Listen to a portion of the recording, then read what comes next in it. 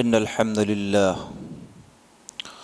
نحمده ونستعينه ونستغفره ونعوذ بالله من شرور أنفسنا ومن سيئات أعمالنا من يهده الله فلا مضل له ومن يضلله فلا هادي له وأشهد أن لا إله إلا الله وحده لا شريك له وأشهد أن محمدًا عبده ورسوله يا أيها الذين آمنوا اتقوا الله حق تقاته ولا تموتن إلا وأنتم مسلمون يا أيها الناس اتقوا ربكم الذي خلقكم من نفس واحدة وخلق منها زوجها وبث منهما رجالا كثيرا ونساء واتقوا الله الذي تساءلون به والأرحام إن الله كان عليكم رقيبا يا أيها الذين آمنوا اتقوا الله وقولوا قولا سديدا يصلح لكم أعمالكم ويغفر لكم ذنوبكم ومن يطع الله ورسوله فقد فاز فوزا عظيما أما بعد فإن خير الحديث كتاب الله وخير الهدي هدي محمد صلى الله عليه وسلم وشر الأمور محدثاتها وكل محدثة بدعة وكل بدعة ضلالة وكل ضلالة في النار أعوذ بالله السميع العليم من الشيطان الرجيم من همزه ونفخه ونفسه بسم الله الرحمن الرحيم قاف والقرآن المجيد بل عجبوا أن جاءهم منذر منهم فقال الكافرون هذا شيء عجيب أإذا متنا وكنا ترابا ذلك رجع بعيد قد علمنا ما تنقص الأرض منهم وعندنا كتاب حفيظ وقال الله تبارك وتعالى في موضع آخر أعوذ بالله من الشيطان الرجيم يا أيها الذين آمنوا أطيعوا الله وأطيعوا الرسول ولا تبطلوا أعمالكم رب اشرح لي صدري ويسر لي أمري واحلل عقدة من لساني يفقهوا قولي رب زدني علما سبحانك لا علم لنا إلا ما علمتنا إنك أنت العليم الحكيم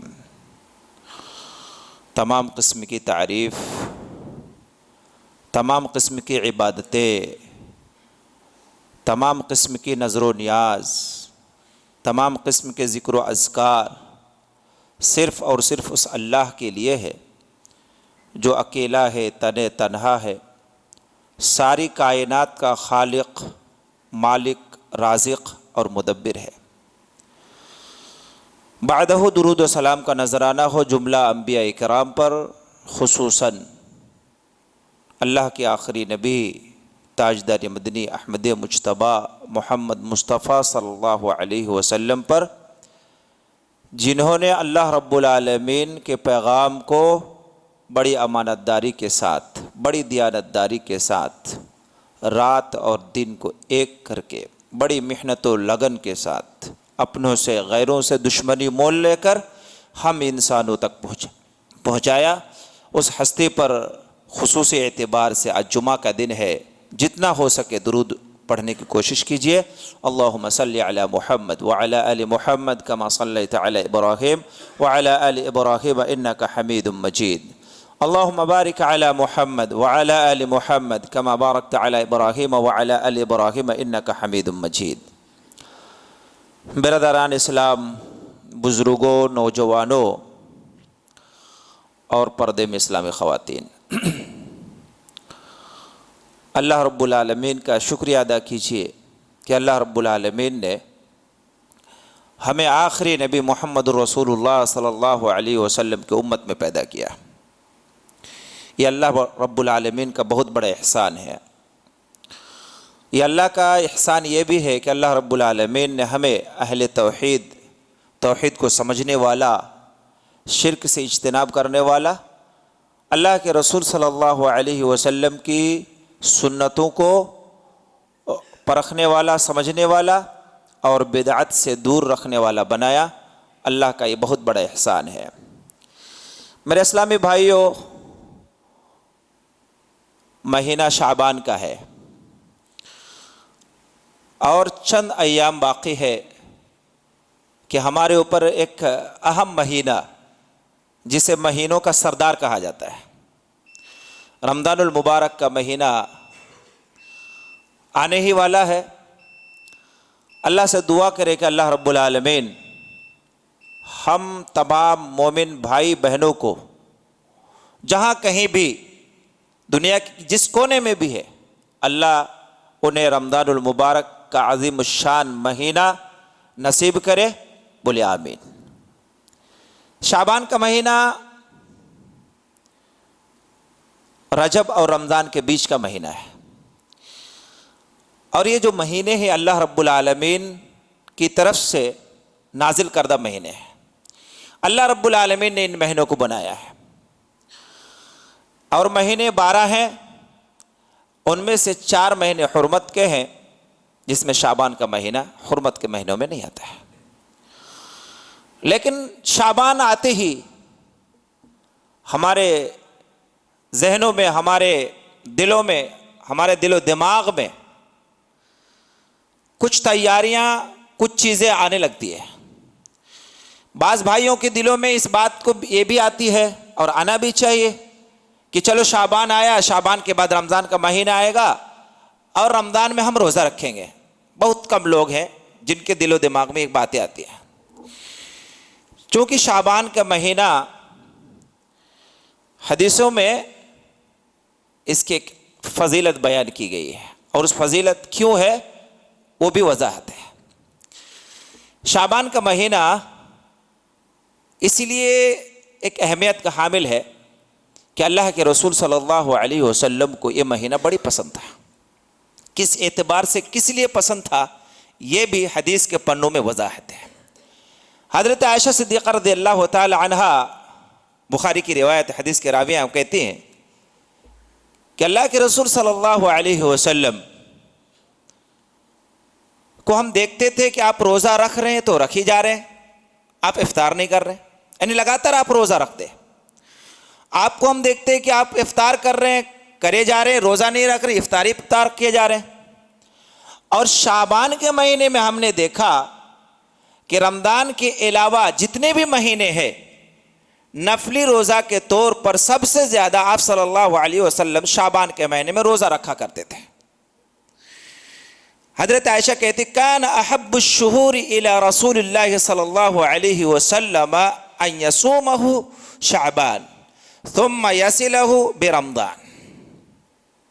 یہ ابو داؤد کی روایت ہے، علامہ البانی رحمہ اللہ علیہ نے اس روایت کو صحیح قرار دیا ہے۔ کہتے ہیں نبی صلی اللہ علیہ وسلم کو یہ مہینہ بڑے پسند تھا، اس میں آپ صلی اللہ علیہ وسلم روزہ رکھتے تھے۔ کبھی کبھی ایسا بھی ہوتا تھا کہ آپ روزہ شعبان کا رکھتے رکھتے رمضان آ جاتا اور رمضان کو اور شعبان کے روزے کو ملا لیتے، یعنی شعبان کا بھی روزہ رکھتے رکھتے رمضان کا روزہ آتا، رمضان کا روزہ رکھنا شروع کر دیتے۔ ایک روایت تو یہ ہے۔ دوسری روایت حضرت عائشہ کی یہ ہے ما رأیت النبی صلی اللہ علیہ وسلم فی شہر اکثر صیاما منہ فی شعبان، کہ شعبان کے مہینے کے علاوہ کوئی مہینہ ایسا نہیں دیکھا میں نے۔ کون کہتی ہے؟ آپ صلی اللہ علیہ وسلم کی زوجہ محترمہ اما عائشہ صدیقہ رضی اللہ تعالی عنہ، کہ میں نے شعبان کے علاوہ، رمضان کو چھوڑ کر کے، کیونکہ رمضان کا روزہ فرض ہے، نفلی روزہ کے لیے میں نے شعبان کے علاوہ کسی مہینے کو ایسا نہیں دیکھا جس میں آپ صلی اللہ علیہ وسلم زیادہ روزہ نہ رکھا ہو۔ آگے کا جملہ کان یصومہ الا قلیلا بل کان یصومہ کلہ، یہ ترمذی کی روایت ہے، علامہ البانی رحمہ اللہ علیہ نے اس روایت کو صحیح قرار دیا ہے۔ کہتے کبھی کبھی ایسا بھی ہوتا کہ آپ شعبان میں زیادہ روزہ رکھتے، تھوڑا چھوڑ دیتے۔ فور ایگزامپل 29 کا مہینہ ہے، 29 کا مہینہ ہے، آپ 20 روزہ رکھ لیتے، 25 روزہ رکھ لیتے، کبھی کبھی آپ پورا بھی رکھ لیتے۔ حضرت ام سلمہ کی ایک روایت سنتے ہیں۔ حضرت ام سلمہ رضی اللہ تعالی عنہ کہتی ہیں ما رأیت النبی صلی اللہ علیہ وسلم یصوم شہرین متتابعین الا شعبان و رمضان، میں نے رسول اللہ صلی اللہ علیہ وسلم کو پے در پہ سلسلہ وار کنٹینیو لگاتار کسی مہینے کا روزہ رکھتے ہوئے نہیں دیکھا ہے سوائے شعبان اور رمضان کے.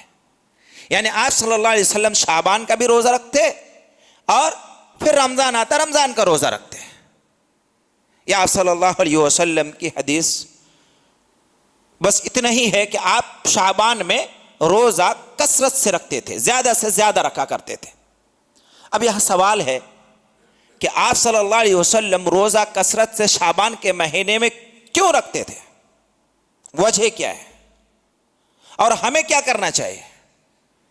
آپ صلی اللہ علیہ وسلم شعبان میں کثرت سے نفلی روزہ کیوں رکھتے تھے اور ہمیں آپ صلی اللہ علیہ وسلم کی اس کثرت سے روزہ رکھنے کو ہمیں کیا عمل کرنا چاہیے؟ اس کی دلیل سنتے ہیں. حضرت اسامہ بن زید مشہور صحابی ہے. اسامہ کا لشکر جیش اسامہ یاد شاید ہوگا میرے خیال سے آپ لوگوں کو. اسامہ آپ صلی اللہ علیہ وسلم کا بڑا چہیتا حضرت اسامہ رضی اللہ تعالی عنہ. حضرت اسامہ رضی اللہ تعالی عنہ وہ صحابی ہے میرے بھائیوں جس کے باپ سے نبی صلی اللہ علیہ وسلم کی بڑی محبت، بڑی الفت. اور آپ کو یہ بھی یاد ہونا چاہیے حضرت اسامہ کے باپ حضرت زید، انہی کا نام قرآن میں. وہ صحابی ہیں کہ آخری وقت میں آپ نے جس لشکر کو متعین کیا تھا، جس لشکر کو بھیجنے کی تیاری کی تھی، اس کا کمانڈر بھی کس کو بنایا تھا؟ حضرت اسامہ کو. جو لشکر جا نہ سکی کیونکہ نبی صلی اللہ علیہ وسلم کی طبیعت بڑی خراب تھی، مدینے سے نکل گئی، کچھ ہی دور پر ٹھہر گئی. کیوں؟ نبی صلی اللہ علیہ وسلم کی طبیعت خراب تھی. ان کو ڈر تھا کہیں آپ صلی اللہ علیہ وسلم اسی بیماری میں اللہ کو پیارے نہ ہو جائے. اور وہ ڈر سچ ثابت ہوا. آپ صلی اللہ علیہ وسلم اسی بیماری میں اللہ کو پیارے ہو گئے. لشکر کی روانگی نہیں ہو سکی. آئے پھر بعد میں حضرت ابوبکر صدیق رضی اللہ تعالی عنہ نے اس لشکر کو روانہ کیا تھا. بہرحال حضرت اسامہ رضی اللہ تعالی عنہ نے سوال کیا، اللہ کے رسول صلی اللہ علیہ وسلم آپ اس مہینے میں زیادہ سے زیادہ روزہ کیوں رکھتے ہیں؟ کیا وجہ ہے؟ وجہ کیا ہے؟ صحابہ بڑی دانشمند تھے، ہوشیار تھے، دور اندیش سے کام لیتے تھے. جب بھی کوئی معاملہ سمجھ میں نہیں آتا فوراً پوچھتے نبی صلی اللہ علیہ وسلم سے، وجہ پوچھتے تھے. دینی باتیں جب بھی انہیں کوئی شک میں ڈالا یا کوئی ایسی چیز ہوتی، دل میں کوئی اس طرح کے وسوسے پیدا ہوتے، فوراً پیارے رسول صلی اللہ علیہ وسلم سے پوچھتے کہ اللہ کے رسول صلی اللہ علیہ وسلم اس مہینے میں، شعبان کے مہینے میں اتنا روزہ آپ کیوں رکھتے ہیں؟ رجب حرمت والا مہینہ ہے، محرم حرمت والا مہینہ ہے. ان حرمت والے مہینوں میں آپ اتنے روزہ نہیں رکھتے، لیکن شعبان کے مہینے میں جو حرمت والا مہینہ نہیں ہے آپ اتنے روزہ کیوں رکھتے ہیں؟ آپ کا جواب سنیے. پیارے رسول صلی اللہ علیہ وسلم نے ارشاد فرمایا، ذاک شہر تغفل الناس فیہ عنہ بین رجب و رمضان. اسامہ تیرے سوال کا جواب یہ ہے کہ یہ وہ مہینہ ہے جس مہینے سے اکثر لوگ غفلت میں رہتے ہیں، بے ہوشی میں رہتے ہیں، ان کو ہوش نہیں رہتا. غفلت اتنی رہتی ہے وہ غفلت ہم اور آپ دیکھ سکتے ہیں. کیسے؟ رمضان آنے والا ہے، فکر چند لوگوں کو ہوتی ہے، حدیث کے مطابق چند لوگوں کو ہوتی ہے کہ رمضان کا چاند نظر آئے گا، ہمیں روزہ رکھنا ہے. اتنے لوگ الحمدللہ بیٹھے ہیں. کتنے لوگ ہیں جو چاند دیکھنے کا اہتمام کرتے ہیں؟ کتنے لوگ ہیں؟ چند لوگ ملتے ہیں. آج کل موبائل کا زمانہ ہے، موبائل سے ہم خبریں لیتے ہیں. صاحب چاند نظر آیا کیا؟ تراویح کی نماز کب ہوگی؟ مارکیٹوں میں رہ کر کے ہم اس کی خبر لیتے ہیں. ہم غفلت میں پڑے رہتے ہیں. پیارے حبیب نے فرمایا صلی اللہ علیہ وسلم، کیا فرمایا؟ ذاک شہر.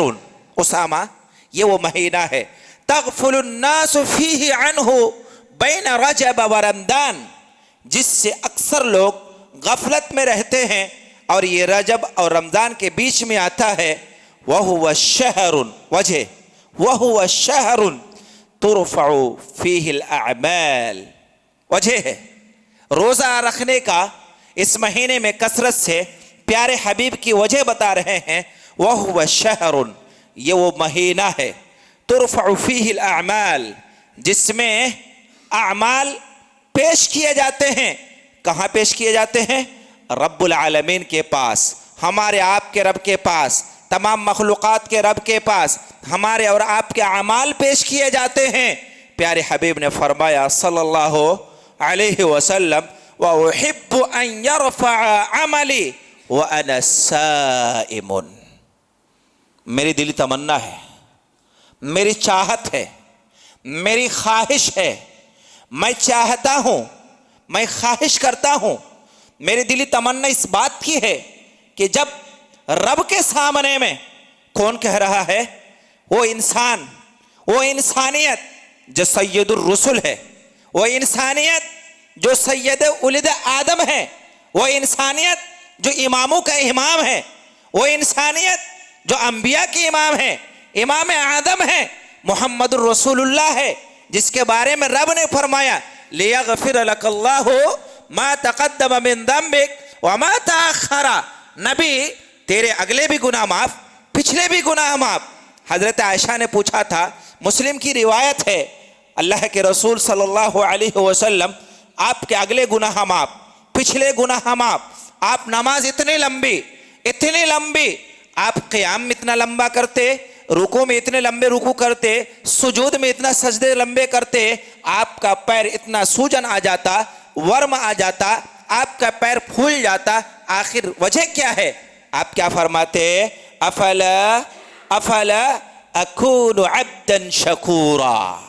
عائشہ کیا مجھے اللہ نے رسول بنایا ہے، اللہ نے سب سے بڑی نعمتوں سے نوازا ہے، کیا میں اس کی عبادت کر کے، اس کی ریاضت کر کے، اس کے لیے نمازیں پڑھ کے، اس کے لیے تہجد پڑھ کے، اس کا ذکر و اذکار کر کے، استغفار کر کے؟ میرے بھائیوں، آپ نے وہ حدیث بھی سنی، ایک مجلس میں 100 مرتبہ سے زائد پیارے حبیب استغفار کیا کرتے تھے. ہم گنے چنے نماز میں آتے ہیں، کسی طرح سے تسبیح گن لیتے ہیں، اللہ خیر صلی اللہ بس ختم ہو گیا. کیا کہتے ہیں؟ وَأُحِبُّ میں چاہتا ہوں أَن يُرْفَعَ عَمَلِي وَأَنَا صَائِمٌ کہ میرا نامہ اعمال، میرا عمل کا دفتر، میرا عمل کا رجسٹر، میرا وہ چٹھی، میرا وہ رزلٹ جب رب کے سامنے پیش ہو، اس حال میں پیش ہو کہ محمد صلی اللہ علیہ وسلم روزہ کی حالت میں ہے. فرشتہ جب دکھائے، یہ کہنے پر مجبور ہو جائے میں نے تیرے محمد کو، تیرے محبوب کو روزے کی حالت میں دیکھ کے آیا تھا اسامہ، میں اسی لیے اس مہینے میں روزہ رکھتا ہوں. ریزن معلوم ہو گیا کہ اس مہینے میں آپ کس لیے روزہ رکھتے تھے؟ اس لیے روزہ رکھتے تھے کہ اس مہینے میں اللہ رب العالمین کے دربار میں، اللہ رب العالمین کے سامنے میں ہمارے اعمال پیش ہوتے ہیں. اس لیے میرے بھائیو، اس مہینے میں ہمیں زیادہ سے زیادہ روزہ رکھنے کی کوشش کرنا چاہیے، ہمیں زیادہ سے زیادہ روزہ رکھنے کی کوشش کرنا چاہیے، کیونکہ نبی صلی اللہ علیہ وسلم روزہ رکھا کرتے تھے. اس مہینے میں ایک عمل ثابت ہوا، اور عمل کیوں ثابت ہوا؟ ریزن بھی بتلایا گیا، اس لیے کہ عمل پیش ہوتا ہے. ہماری بھی دلی خواہش ہونی چاہیے، ہماری بھی منشا ہونی چاہیے کہ ہمارا بھی اعمال پیش ہو اس حالت میں کہ ہم روزے سے ہوں. بولے انشاءاللہ ہم بھی پوری کوشش کریں گے کہ ہمارا بھی اعمال. اور میرے بھائیو، نہ جانے اس مہینے کے کس دن میں، کس رات میں، کس گھڑی میں آپ کا اور ہمارا اعمال اللہ کے ہاں، اللہ رب العالمین کے ہاں پیش ہو جائے. تاریخ متعین نہیں ہے، دن متعین نہیں ہے. آپ کے حدیثوں سے نہ کوئی تاریخ متعین ہے، نہ کوئی دن متعین ہے. ہاں، حدیثوں میں یہ بات بھی ہے، آپ صلی اللہ علیہ وسلم سے جب سوموار کے روزے کے بارے میں اور جمعرات کے روزے کے بارے میں پوچھا گیا، آپ نے یہی جواب دیا تھا، لوگوں ہر سوموار کو ہر جمعرات کو تمہارے نامہ اعمال پیش کیا جاتا ہے اللہ کے حضور میں، وقت متعین ہے۔ میرے بھائیو، ہم جس وقت سے غفلت رہتے ہیں، فجر کا وقت ہوتا ہے سوئے رہتے ہیں، عصر کا وقت ہوتا ہے مارکیٹوں میں رہتے ہیں، ان دونوں وقتوں میں بھی فرشتے ہمارے جو کچھ کرتے ہیں، دن میں فرشتے عصر کے وقت لے جاتے ہیں، جو کچھ کرتے ہیں ہم رات میں فرشتے فجر کے وقت لے جاتے ہیں۔ اسی لیے اپنے آپ کو ان حدیثوں پر عمل کرتے ہوئے اپنے آپ کو عملی زندگی میں لانے کی کوشش کیجئے۔ اللہ سے دعا کرے کہ اللہ رب العالمین ہمیں عملی زندگی میں آنے کی توفیق عطا فرمائے۔ میرے بھائیو، آج کے خطبے کا دوسرا جو حصہ ہے وہ یہ ہے کہ آج شاید ہم جس ملک میں رہتے ہیں یہاں تاریخوں کا بڑا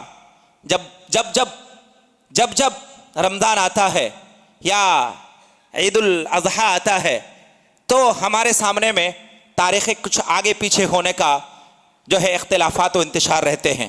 بہرحال ہم اس اختلاف و انتشار میں نہیں جائیں گے۔ آج آپ کے ہاں شاید 14 شعبان ہوں گے یا 15 شعبان ایسا کچھ ہے، اور ہم جس علاقے سے رکھتے ہیں وہاں کا کچھ الگ ہی بہرحال اختلاف و انتشار ہے۔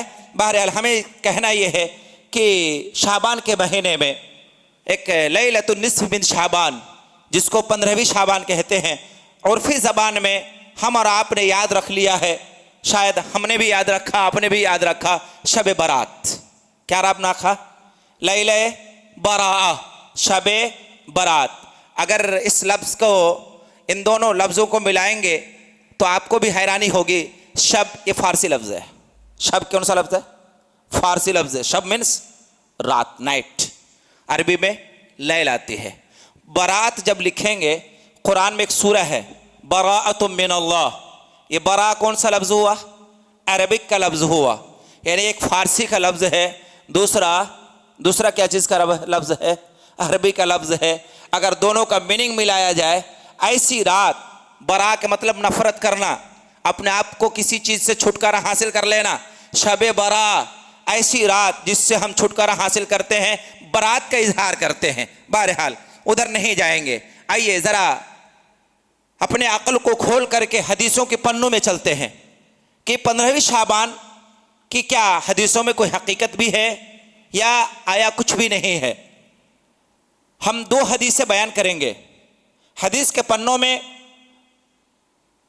کئی طرح کی روایتیں ہیں، لیکن ان روایتوں میں صرف 2 روایت ہے جو معنوی اعتبار سے، میننگ کے اعتبار سے دونوں روایتیں ایک جیسی ہے۔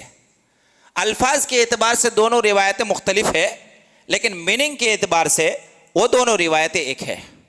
اور علامہ البانی رحمہ اللہ علیہ نے بہت سارے طرق کو نقل کرنے کے بعد لکھتے ہیں کہ یہ دونوں روایتیں صحیح ہے۔ وہ کون سی روایت ہے؟ اور اس روایت کو سننے سے پہلے میں نے چند چیزیں نوٹ کیا ہے جو ہمارے اور آپ کی یاد دہانی کے طور پر ہے۔ وہ کیا؟ سب سے پہلے اپنے دماغ میں اس بات کو بٹھائیے کہ یہ دین جو محمد رسول اللہ صلی اللہ علیہ وسلم لے کر کے آئے ہیں کامل ہے، مکمل ہے، بالکل مکمل ہے۔ اللہ نے قرآن میں فرمایا الیوم اکملت لکم دینکم واتممت علیکم نعمتی ورضیت لکم الاسلام دینا۔ اور یہ بھی یاد ہونا چاہیے یہ ایک آیت جو ہے کب نازل ہوئی تھی؟ حجۃ الوداع کے موقع پر نازل ہوئی تھی۔ کون سا دن تھا؟ جمعہ کا دن تھا، جمعہ کا دن تھا۔ عرفات کے میدان میں آپ صلی اللہ علیہ وسلم تھے، آپ صلی اللہ علیہ وسلم پر یہ آیت نازل ہوئی تھی۔ آپ نے فرمایا تھا، اللہ نے نازل فرمایا الیوم اکملت لکم دینکم واتممت علیکم نعمتی ورضیت لکم الاسلام دینا۔ محمد صلی اللہ علیہ وسلم پر جب یہ آیت نازل ہوئی، آپ نے جب سنایا کہ آج کے لیے تمہارے دین کو مکمل کر دیا، اپنی نعمتیں پوری کر دی، تمہارے لیے دین اسلام سے میں راضی ہو گیا، محمد الرسول اللہ نے سب کو جمع کیا۔ عرفات کا میدان ہے، اس میدان میں جمع کرنے کے بعد سب سے ایک گواہی لی کہ لوگوں، کیا میں نے تمہیں دین پہنچا دیا؟ کیا میں نے اللہ رب العالمین کی امانت پہنچا دی؟ سب جتنے صحابہ اکرام تھے بیک زباں ہو کر ایک ساتھ بول پڑے، ہاں اللہ کے رسول صلی اللہ علیہ وسلم، آپ نے اللہ کی امانت، اللہ رب العالمین کا بھیجا ہوا پیغام کما حق پہنچا دیا۔ اس محمد صلی اللہ علیہ وسلم نے اللہ کے حبیب نے اپنے انگلیوں کا، شہادت کی انگلیوں کا اشارہ آسمانوں کی طرف کیا تھا اور کہا تھا اے میرے رب اللہم اشہد، اللہم اشہد، زمین والے گواہی اس بات کی دیتے ہیں کہ میں نے تیری امانت کو، تیرا جو پیغام تھا انسانوں تک صحیح معنوں میں پہنچا دیا۔ اے میرے رب تو بھی گواہ رہا، تیرے پیغام کو میں نے انسانوں تک پہنچا دیا تھا۔ میرے بھائیو، دماغ میں اس بات کو رکھیے، دین بالکل مکمل نبی صلی اللہ علیہ وسلم کے زمانے میں، نبی صلی اللہ علیہ وسلم کی حیات ہی میں مکمل ہو چکا ہے۔ اب اس میں کوئی کمی کرنے کی، کوئی زیادتی کرنے کی گنجائش نہیں ہے۔ دوسرے نمبر پر، کسی بھی عمل کی قبولیت کی شرطوں میں سے ایک اہم شرط وہ یہ ہے کہ وہ طریقہ نبوی صلی اللہ علیہ وسلم کے مطابق ہونا چاہیے، نبی صلی اللہ علیہ وسلم کے طریقہ کار کے مطابق ہونا چاہیے۔ اللہ نے فرمایا یا ایھا الذین آمنوا اطیعوا اللہ واطیعوا الرسول ولا تبطلوا اعمالکم، ایمان والو اللہ کی اطاعت کرو، اللہ کے رسول کی اطاعت کرو اور اپنے اعمال کو برباد نہ کرو۔ میرے بھائیو، یہ ایک اہم آیت ہے۔ ہم اللہ کی عبادت کرتے ہیں، اللہ رب العالمین کی کما حق و عبادت کرتے ہیں، صرف اللہ کی عبادت کرتے ہیں، اس کی عبادت میں کسی کو نہیں ملاتے، لیکن طریقہ کار اگر محمد الرسول اللہ کا نہیں ہے وَلَا تُبْطِلُوا أَعْمَالَكُمْ، اعمال برباد ہو جائے گا۔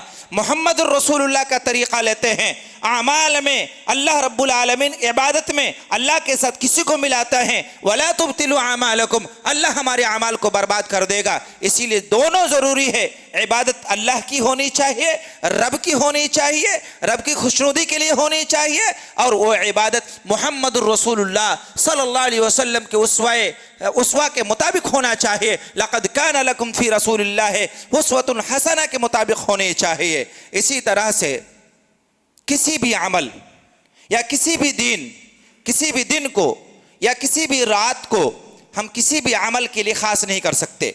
ہم اپنی مرضی سے کسی بھی رات کو یا کسی بھی دن کو یا کسی بھی ٹائم کو یا کسی بھی وقت کو خاص نہیں کر سکتے جب تک کہ اس کی دلیل قرآن و حدیث میں موجود نہ ہو۔ ایک حدیث سنتے ہیں، مسلم شریف کی روایت ہے، اللہ کے رسول صلی اللہ علیہ وسلم نے ارشاد فرمایا لا تختصوا لیلۃ الجمعۃ لا تختصوا لیلۃ الجمعۃ بقیام من بین اللیالی، جمعہ کا دن ہے، اللہ کے رسول صلی اللہ علیہ وسلم کی حدیث ہے افضل الایام یوم الجمعہ، دنوں میں سب سے فضیلت والا دن جمعہ کا دن ہے، جمعہ کا دن ہے۔ آپ نے کیا فرمایا لا تختصوا لیلۃ الجمعۃ، تم لوگ جمعہ کی رات کو تہجد پڑھنے کے لیے، جمعہ کی رات کو تہجد پڑھنے کے لیے خاص مت کیا کرو۔ جمعہ کی رات، ہم میں سے بہت سارے لوگ ایسے ہیں جو اپنے تہجد کے لیے جمعہ کی رات کو خاص کرتے ہیں۔ میرے بھائیوں، اگر آپ نے تہجد کے لیے جمعہ کی رات کو خاص کیا ہے دوسری راتوں سے، یقین جانے آپ کی تہجد ہی رہ جائے گی، نبی صلی اللہ علیہ وسلم کے قول کے خلاف ہوگی، سوائے نیکی ملنے کے گناہ ملے گا، کیونکہ آپ نے فرمایا لا تختصوا لیلۃ الجمعۃ بقیام من بین اللیالی ولا تختصوا یوم الجمعۃ بصیام من بین الایام، اور یہ بھی یاد رکھو جمعہ کے دن کو روزے کے لیے خاص مت کرو، روزہ رکھنے کے لیے خاص مت کرو۔ ایسا نہ کرو کہ صرف جمعہ کو روزہ رکھ رہے ہیں، اس لیے رکھ رہے ہیں کہ جمعہ کے دن کی فضیلت ہے، ایسا مت کرو۔ ہاں، اگر کوئی پیچھے سے روزہ رکھتے ہوئے آ رہا ہے، سوموار کا روزہ رکھا، منگل کو روزہ رکھا، سنڈے منڈے ٹیوزڈے ویڈنسڈے پھر تھرسڈے کو روزہ رکھا، فرائیڈے کو روزہ، الحمدللہ کوئی بات نہیں ہے، لیکن خاص کر کے جمعہ کے دن خاص کرنا، جمعہ ہی کو روزہ رکھیں گے، جمعہ کی رات کو ہی ہم قیام اللیل کریں گے، یہ اللہ کے رسول صلی اللہ علیہ وسلم کے سنت کے خلاف ہے۔ اسی لیے ان چند باتوں کو مد نظر رکھتے ہوئے، ان پوائنٹ کو مد نظر رکھتے ہوئے حدیثوں کی طرف چلتے ہیں۔ دو حدیثیں میں نے بتلائی ہے کہ دو حدیثیں ہیں، الفاظ کے اعتبار سے، ورڈ کے اعتبار سے، سینٹنس کے اعتبار سے دونوں ڈیفرنٹڈ ہے، لیکن میننگ کے اعتبار سے دونوں کیا ہے؟ ایک ہے، میننگ کے اعتبار سے دونوں ایک ہے۔ دونوں روایت سنتے ہیں، سندن یہ دونوں روایتیں صحیح ہے۔ اللہ کے رسول صلی اللہ علیہ وسلم نے ارشاد فرمایا یطلع اللہ تبارک و تعالی الى خلقه لیلۃ النصف من شعبان، الى خلقه لیلۃ النصف من شعبان، اللہ رب العالمین اپنے بندوں کی طرف، اپنے مومن بندوں کی طرف شعبان کی 15ویں شب کو، شعبان کی 15ویں شب کو، جس کو ہم نے ابھی بتلایا ہے کہ عرف عام میں شب برات نام رکھ دیا گیا ہے، برات کی رات رکھ دیا گیا ہے، شعبان کی 15ویں شب کو اللہ رب العالمین اپنے بندوں کی طرف جھانکتا ہے، نظر رحمت کرتا ہے۔ یہ رب العالمین کا ایک فضل و کرم ہے۔ لیکن کیا کرتا ہے؟ فَيَغْفِرُ لِجَمِيعِ خَلْقِهِ، اللہ رب العالمین تمام مخلوق کی، یعنی اپنے مومن بندوں میں سے تمام کی مغفرت کرتا ہے، سوائے 2 بندوں کے، سوائے 2 طرح کے لوگوں کے، 2 طرح کے لوگوں کے۔ اور میرے بھائیو، ہم اور آپ جہاں کہیں بھی رہتے ہیں، جس محلے میں رہتے ہیں، ہم میں سے اکثر لوگ پہلی چیز سے تو نہیں، دوسری چیز سے ضرور واسطہ ہے۔ 2 طرح کے لوگوں کی مغفرت اللہ نہیں کرتا۔ وہ کون سے لوگ ہیں؟ الا لمشرک، شرک اکبر کرنے والا، اللہ رب العالمین کی تینوں توحید میں کسی کو ملاوٹ کرنے والا، اس کا پارٹنر بنانے والا، اس شخص کی مغفرت اللہ نہیں کرتا۔ ان اللہ لا یغفر ان یشرک بہ ویغفر ما دون ذلک لمن یشاء ومن یشرک باللہ فقد ضل ضلالا بعیدا۔ اللہ شرک کے علاوہ سارے گناہ معاف کر سکتا ہے، لیکن شرک کو اللہ کبھی نہیں معاف کرتا۔ اللہ کے رسول صلی اللہ علیہ وسلم نے ارشاد فرمایا، جب شعبان کی 15ویں شب آتی ہے تو اللہ رب العالمین اپنے بندوں کی طرف نظر رحمت کرتا ہے، 2 طرح کے لوگوں کے علاوہ سب کو بخشتا ہے۔ ایک مشرک ہے، دوسرا او مشاہد، دوسرے مسلمان کے سلسلے میں سینوں میں کینہ رکھنے والا، کپٹ رکھنے والا، کدورت رکھنے والا، دشمنی مول لینے والا، دشمنی رکھنے والا، حسد رکھنے والا، بغض رکھنے والا، اگر کوئی مومن ہے یقین جانے اللہ رب العالمین اس شخص کی بخشش نہیں کرتا۔ دوسری روایت ہے، پیارے حبیب صلی اللہ علیہ وسلم نے ارشاد فرمایا، ان اللہ یطلع علی عباده فی لیلۃ النصف من شعبان فیغفر للمؤمنین ویملی للکافرین۔ اللہ شعبان کی 15ویں شب کو اپنے مومن بندوں کی طرف جھانکتا ہے، دیکھتا ہے رحمت کی نگاہوں سے۔ اللہ کیا کرتا ہے؟ مومنوں کو معاف کرتا ہے، کافروں کو ڈھیل دیتا ہے۔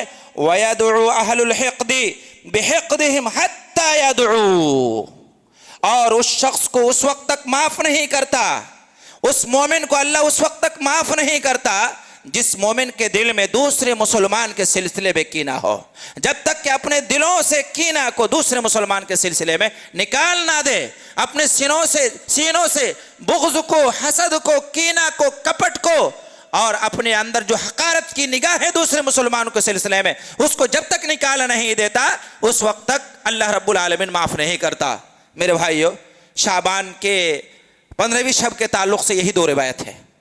اب یہاں پر ایک سوال پیدا ہوتا ہے کہ جب یہ رات اتنی اہم ہے کہ اللہ مغفرت کرتا ہے، مغفرت کا اعلان کرتا ہے، تو کیا ہم اور آپ اس رات کو شب بیداری کر کے، راتوں کو جاگ کر کے کیوں نہ ہم زیادہ سے زیادہ عبادت کر لیں، کیوں نہ ہم زیادہ سے زیادہ نمازیں پڑھ لیں، کیوں نہ ہم ذکر و اذکار زیادہ سے زیادہ کریں؟ جواب کیا بنے گا؟ جواب یہ بنے گا کہ ہم ایسا نہیں کر سکتے۔ کیوں نہیں کر سکتے؟ وجہ، پیارے رسول صلی اللہ علیہ وسلم کی حدیث سے ہمیں یہ بات ثابت ہوا، اللہ کے رسول صلی اللہ علیہ وسلم کی حدیث سے یہ بات ثابت ہوئی کہ آپ اس مہینے میں خالی کیا رکھتے تھے؟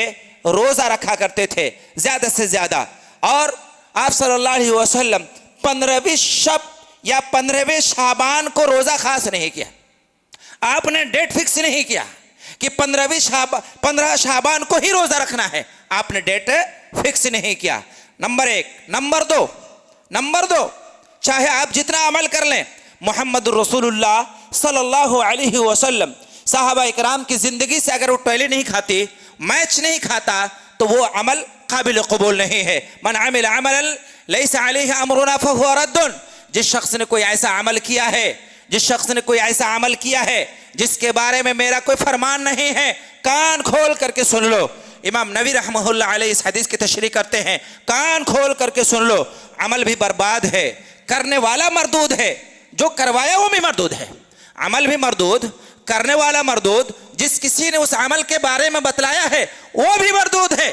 اسی لیے پیارے حبیب نے کبھی 15ویں شب کو نہ خود کبھی شب بیداری کی ہے، اور نہ ہی صحابہ کرام کے جو ہے سوانے پڑھنے سے ہمیں پتہ چلتا ہے کہ حضرت صحابہ نہ اس شب کو 15ویں شب کو کچھ خصوصی اسپیشل کوئی عمل کیا ہے۔ اسی لیے میرے بھائیوں، وقت بہت قلت ہے، 1-2 منٹ میں 2-3 باتیں میں بتا کر کے میں اپنے جو ہے بات کو ختم کرتا ہوں۔ وہ یہ کہ نبی صلی اللہ علیہ وسلم کی حدیثوں سے شعبان کی 15ویں شب کو اسپیشل کوئی عمل نہیں ہے، کوئی عمل نہیں ہے۔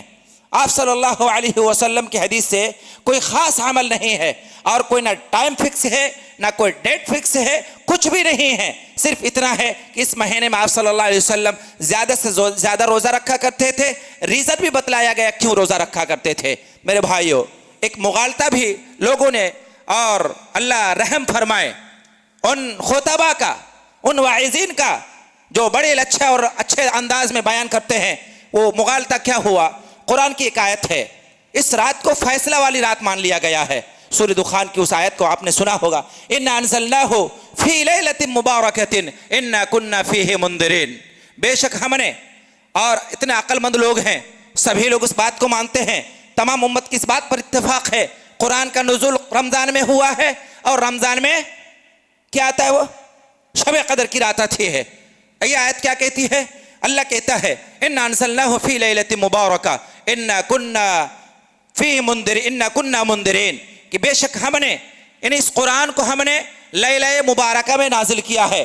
لیلہ مبارکہ جس کو دوسرے مقام پر اللہ رب العالمین نے کیا فرمایا؟ اِنَّا أَنزَلْنَاهُ فِي لَيْلَةِ الْقَدْرِ، بے شک ہم نے اس قرآن کو لیلۃ القدر میں نازل فرمایا ہے۔ لیلۃ القدر کب آتی ہے؟ سب مسلمان کو معلوم ہے، سبھی اس بات کو مانتے ہیں کہ لیلۃ القدر کب آتی ہے؟ رمضان کے مہینے میں آتی ہے۔ اور شہر رمضان الذی انزل فیہ القرآن، اللہ نے اعلان کر دیا، لوگوں سنو، یہ قرآن کا نزول رمضان کے مہینے میں ہوا ہے، رمضان کے مہینے میں لیلۃ القدر آتی ہے، رمضان کے مہینے میں لیلہ مبارکہ بھی آتی ہے۔ میرے بھائیوں، یہ 15ویں شب ہے جس میں لوگوں نے بہت ساری بدعت و خرافات کو ایجاد دیا ہے۔ اس میں سے ایک اہم عبادت جس کو بدنام کیا گیا ہے، جس کے ساتھ مذاق اڑایا گیا ہے، وہ ہے نماز کا۔ اس رات کو ایک نماز پڑھی جاتی ہے، اور یہ بھی یاد ہونا چاہیے، اس لیے یہ یاد ہونا چاہیے کہ دوسری چیزیں جو بدعت و خرافات انجام دی جاتی ہیں وہ حدیث کے موضوعات روایت میں، ضعیف روایت میں تو موجود ہے، لیکن یہ جو نماز کا مذاق اڑایا جا رہا ہے، جو نماز کے ساتھ کھلواڑ کیا جا رہا ہے، نماز کو ایک دوسرا نام دیا جا رہا ہے، اس کا تو موضوع روایت میں بھی اس کا ذکر نہیں ہے۔ اس کا 400 کچھ ہجری میں مجوسی لوگ، آگ کے پجاری لوگ، آگ کی پوجا کرنے والے مسلمان ہو گئے۔ جب مسلمان ہوئے تو کیا ہوا؟ ان کو سمجھ میں آیا کہ ان کے ساتھ ہم نماز اگر پڑھتے ہیں تو ہم جو آگ کی پوجا کرتے تھے وہ آگ کی پوجا کدھر جائے گی؟ انہوں نے کیا کیا؟ نماز پڑھتے وقت میں آگ کو لا کر کے اپنے سامنے میں رکھ لیا، سامنے میں رکھ کر کے وہ نماز پڑھنے لگے۔ 15ویں شعبان کی رات کو انہوں نے 100 رکعت نماز پڑھی، 100 رکعت، جس کو صلاۃ الالفیہ کہتے ہیں، ہزاری نماز۔ معلوم ہے ہزاری نماز کیسے ہوتا ہے؟ معلوم ہے؟ ایسے ہوتا ہے کہ ہر رکعت میں 10 مرتبہ سورہ اخلاص پڑھتے ہیں، اللہ اکبر، نعوذ باللہ من ذالک، 10 مرتبہ سورہ اخلاص پڑھتے ہیں۔ 100 رکعت نماز ہے، 100 into 10 کتنا ہوا؟ 1000 ہو گیا۔ اسی لیے اس کا نام کیا رکھا گیا؟ صلاۃ الالفیہ، ہزاری نماز، 1000 صلاح ہے نام رکھا گیا۔ یہ نماز کس نے ایجاد کی؟ مجوسیوں نے ایجاد کی۔ کس نے؟ مجوسیوں نے۔ کب ایجاد کی؟ کب بھائی؟ 5ویں صدی ہجری میں، پیارے حبیب صلی اللہ علیہ وسلم کے اس دنیا سے رخصت ہونے کے 500 سال بعد، نعوذ باللہ من ذالک، وہ نماز لفظ نماز سے ہم جو کھلواڑ کر رہے ہیں میرے بھائیوں، یہ ساری بدعت و خرافات جو ہے اللہ کے رسول صلی اللہ علیہ وسلم کے حدیثوں سے ثابت نہیں ہے۔ شعبان کے مہینے میں زیادہ سے زیادہ روزہ رکھنا ہے، اور 15ویں شب کے تعلق سے جو یہ باتیں بتلائی گئی کہ اللہ رب العالمین خصوصی اعتبار سے، اللہ کا رحم و کرم ہے، اللہ انسان کو سوئے میں بھی مغفرت کر سکتا ہے۔ اس کا جیتا جاگتا حج میں جاتے ہیں، مزدلفہ میں کون سی عبادت کرتے ہیں؟ مزدلفہ میں سونا عبادت ہے، مزدلفہ میں سونا عبادت ہے، آپ کو وہاں سونا ہے، کچھ نہیں. مغرب اور عشاء نماز پڑھیے، سوئیے. آپ ادھر ادھر بھی گھوم نہیں سکتے، آپ اس مزدلفہ کے علاقے سے نکال بھی نہیں سکتے، آپ وہیں پر سوئیے، لیٹیے. اللہ کا کرم بھی یہ ہے میرے بھائیوں، جو لوگ جاتے ہو دیکھتے ہوں گے حجاج کرام کہ کہتے ہیں کہ کنکریوں پہ سوتے ہیں پھر بھی نیند آتی ہے، کنکریوں پہ سوتے پھر بھی نیند آتی ہے. اللہ کا رحم و کرم ہے، یہ اللہ کا رحم و کرم ہے. اس لیے میرے بھائیوں، اگر 15ویں شب کو آپ کو بخشش کرانا ہے، شرک سے اجتناب کیجئے، شرک سے اجتناب کیجئے، شرک سے توبہ کیجئے، شرک سے دور رہیے، شرک اکبر کے قریب مت جائیے، آج سے توبہ کر لیجئے. دوسری چیز اس سے توبہ کیا کیجئے؟ آپ کا بھائی آپ سے ناراض ہے، آپ کا باپ آپ سے ناراض ہے، آپ کا پڑوسی آپ سے ناراض ہے، آپ کا سامنے والا آپ کا ناراض ہے، اس کو منا لیجئے. دلوں سے مسلمان کے سلسلے میں جو کینہ ہے اس کو ختم کیجئے. الحمدللہ ثم الحمدللہ، اللہ ارحم الراحمین ہے. آپ سوئے رہیے گا، اللہ رب العالمین بخشش کرنے کے لیے تیار ہے.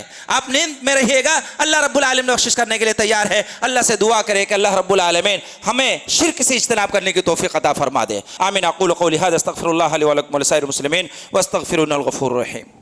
ان الحمد لله نحمده ونستعينه ونستغفره ونعوذ بالله من شرور انفسنا ومن سيئات اعمالنا، من يهده الله فلا مضل له ومن يضلله فلا هادي له، واشهد ان لا اله الا الله وحده لا شريك له، واشهد ان محمدا عبده ورسوله. اما بعد، فان خير الحديث كتاب الله، وخير الهدي هدي محمد صلى الله عليه وسلم، وشر الامور محدثاتها، وكل محدثة بدعة، وكل بدعة ضلالة، وكل ضلالة في النار. فاعوذ بالله السميع العليم من الشيطان الرجيم. بسم الله الرحمن الرحيم. ان الله وملائكته يصلون على النبي يا ايها الذين امنوا صلوا عليه وسلموا تسليما. اللهم صل على محمد وعلى ال محمد كما صليت على ابراهيم وعلى ال ابراهيم انك حميد مجيد. اللهم بارك على محمد وعلى ال محمد كما باركت على ابراهيم وعلى ال ابراهيم انك حميد مجيد. ان الله يأمركم بالعدل والاحسان وايتاء ذي القربى وينهى عن الفحشاء والمنكر والبغي يعظكم لعلكم تذكرون. اذكروا الله يذكركم وادعوه يستجب لكم ولذكر الله اكبر والله يعلم ما تصنعون.